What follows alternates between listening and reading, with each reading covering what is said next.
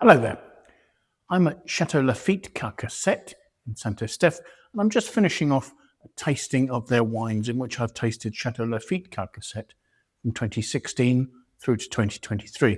But just to top it off, I have here a wine that they call T3, and they only make this in tiny amounts. This is the 2022 vintage of T3, and it's a pure Cabernet Sauvignon.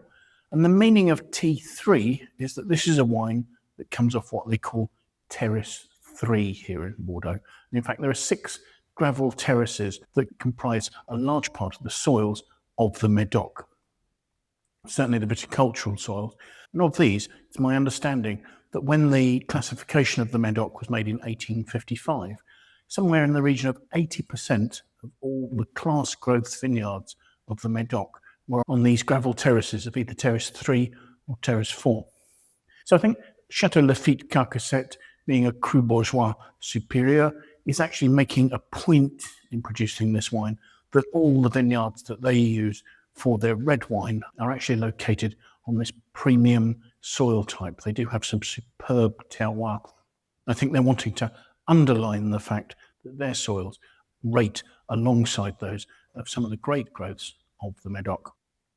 So as I say, the wine is 100% Cabernet Sauvignon. It's got 14% alcohol. It's from the 2022 vintage, which of course was rich, ripe, powerful. It's a deep dark colour. Again, perhaps slightly more ruby than ruby purple, but there are purple hues in there. It's virtually opaque. This is quite a dense wine. It's at 14% alcohol. Seems a little reticent to throw some tears on the glass. But let's see what we make of the aromas, shall we?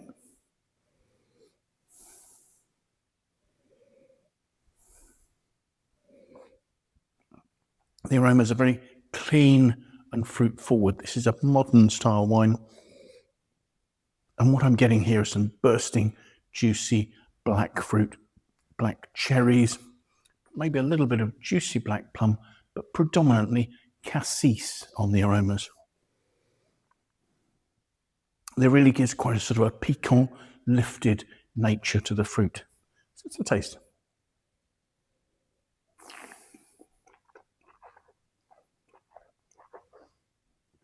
The wine certainly has a fresh acidity.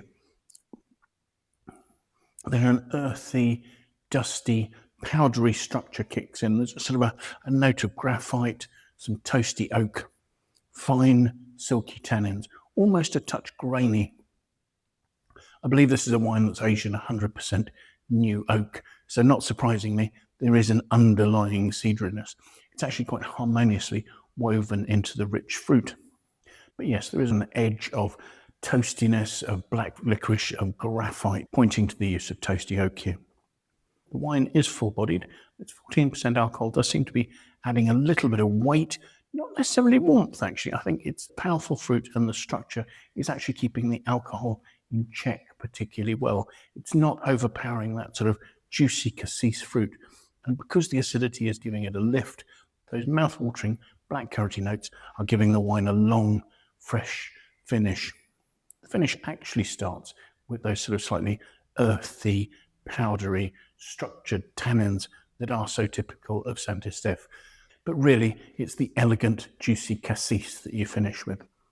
In some ways, the wine almost seems like an opulent, juicy Cabernet Sauvignon from Napa, but actually, the way the finesse of the structure frames the juicy fruit and the wine's underlying freshness really take the wine away from that and bring it much more to a fairly classic, structured, elegant Bordeaux with a high percentage of Cabernet Sauvignon. It's a lively, concentrated, well-structured wine that invariably would age for 20 years quite happily in your cellar if you were to allow it. Having said that, its style is relatively accessible, so there isn't really a need to age the wine in order for its tannins to soften to make it drinkable. In terms of a score, I give this 93 out of 100. It may not be a traditional style claret, but it certainly shows the quality of wine that can be made here at Laffitte Carcasset. So thank you so much for watching. I do hope you've enjoyed this tasting and those other tastings of Laffitte Carcasset that have preceded it. If you're enjoying watching these tastings, it would be great if you consider subscribing, if you haven't already, of course. If you have any friends you think might like to watch the video, please do feel free to pass this on to them. And if you have any comments or queries, please pop those in the comments box below. I'd love to know what you think about the wines I'm looking at, the tastings I'm doing, or anything else that relates to that.